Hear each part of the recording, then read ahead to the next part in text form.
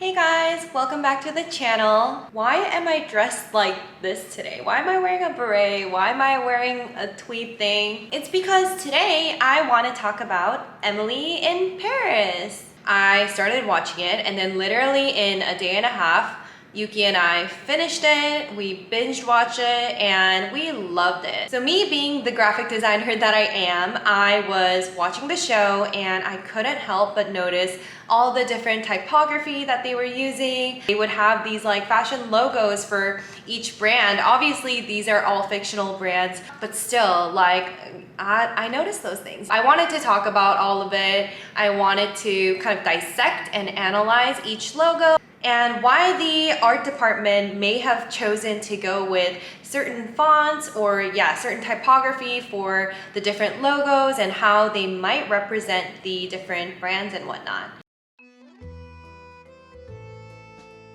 So the first logo that we have to talk about is obviously the Emily in Paris logo. In all caps it says Emily in Paris, and it has this like very romantic, feminine feel to it. And the first thing that I noticed about the logo, maybe because I had read from somewhere that the creator of Emily in Paris was also involved with the creation of Sex and the City, I couldn't help but draw the parallels between the two logos. If you kind of look at them side by side, all in all caps, but they're both kind of like on the skinnier side, the fonts, and it just has this like female chic, like I'm in the city kind of feel. And yeah, I thought that was just like a cute little nod to the Sex and the City series. I did a little bit of research on the Emily in Paris font. When I did the research, I found that the font is called Rumble Brave Vintage.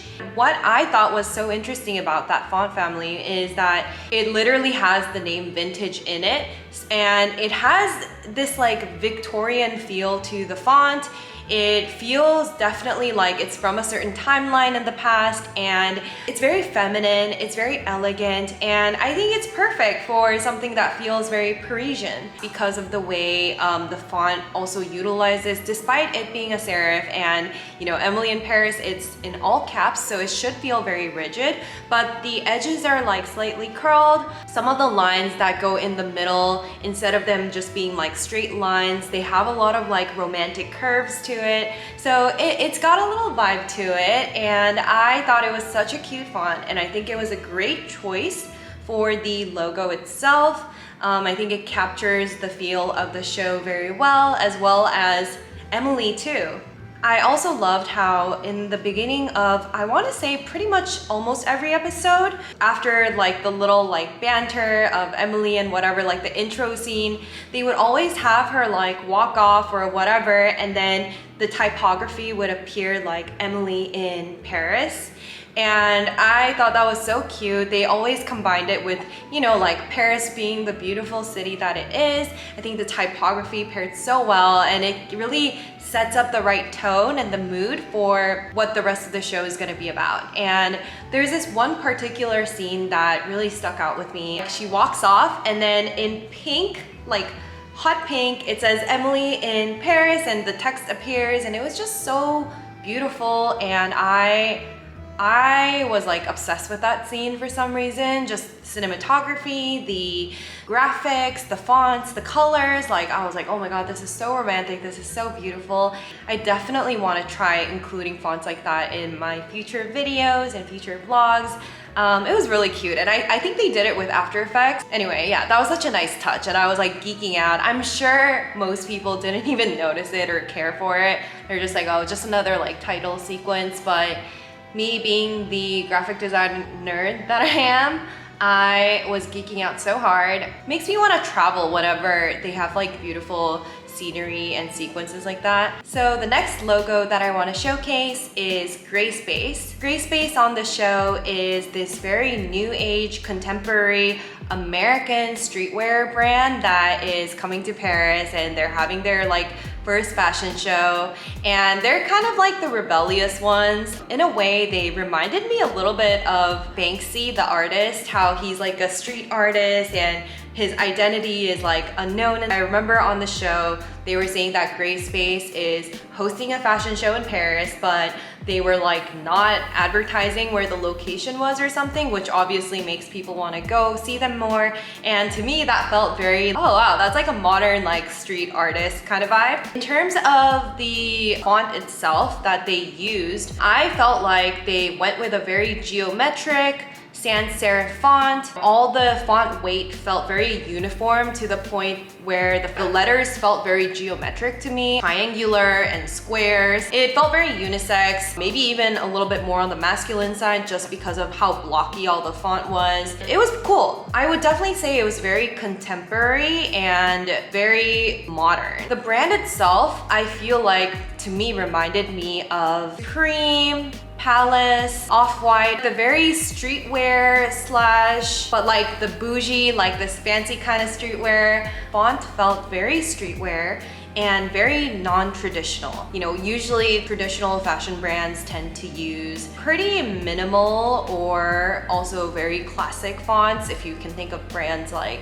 Louis Vuitton or Chanel, you know, they go with like the very old school fonts that are very serify, or in Chanel's case, they are a sans serif logo, but also the choice of the font, it feels very timeless. I guess timeless is a better word.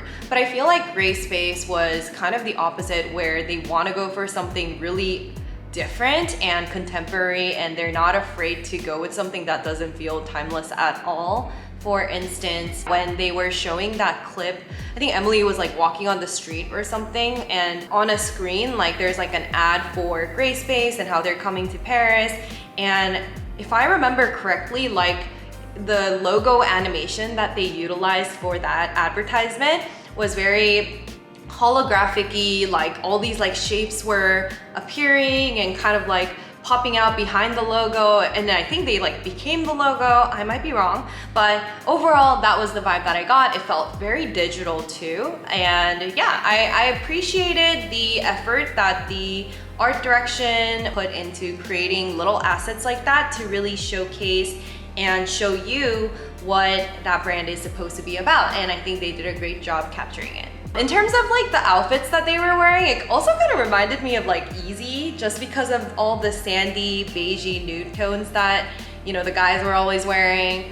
But yeah, it was definitely a very different vibe from the next logo that I'm going to talk about. Pierre Cardin. Pierre Cardin is the old designer guy. He's been around for ages and is very well respected. I think they were saying that he's very haute couture, I hope I'm saying that right, and very high fashion. It's kind of funny because in the beginning, Emily is kind of looked down upon by Pierre when they first meet. In fact, he like hates her and calls her ringard, which apparently means basic or basic B or something like that. So it was kind of funny how he like hated her in the beginning, but obviously Emily, being the perfect person that she is, she like wins him over and influences him to be a little bit more different. But the original Pierre Cardin logo is actually a script font. It is what I would call like a signature script, which means that it looks like a signature. It looks very handwritten. It had like a kind of like a sexy, like natural flow to it. I think it's safe to assume that Pierre probably signed his name that way, and that's why that became the logo, because at the end of the day, the brand is all about Pierre, and without Pierre, there is no brand. Because of the nature of the handwritten script font, I think it's really interesting that they chose that font for Pierre, because obviously that brand is all about Pierre. Like Pierre's brand is all Pierre. He's the guy who's doing all the designing, and therefore his signature is the brand's logo. And it kind of reminded me of high fashion brands that I'm sure we all know. One of them being Christian Louboutin, you know, the famous Louboutins. Their logo also looks very, almost like theirs is very calligraphy-like, but it definitely looks like that was probably the guy's signature from back in the day, and that just became the logo. There's another brand that comes to mind, like Giuseppe Zanotti, and they also have a very script slash signature looking logo. And Ferragamo too, Salvatore Ferragamo also does those.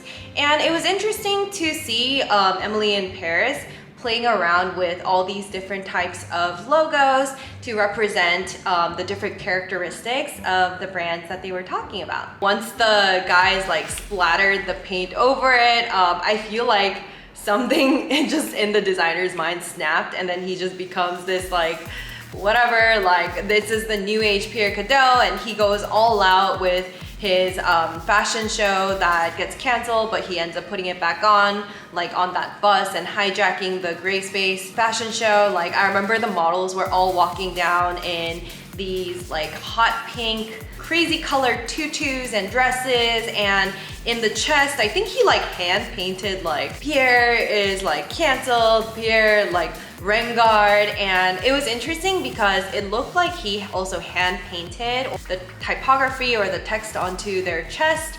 And so I was like, okay, this guy definitely likes to consider himself as an artist. Like he likes to draw on his art. And yeah, that was really interesting. Yeah, before I started it, I was a little bit unsure if I was going to enjoy the show. I thought it was gonna be a little bit of a cornball of a show, and I was like, I don't know if I'm ready for this type of corniness, whatever. But I was wrong. It was a really good show. In fact, Yuki also really liked it. I feel like he doesn't like to admit it, but I think he really liked it just as much as I did, because it was just a really like good escape, and it really made me feel like I was in Paris for a little bit. Yeah, let me know in the comments if you guys enjoyed this type of video. If not, that's okay. Let me know too, and I will see you guys in the next video.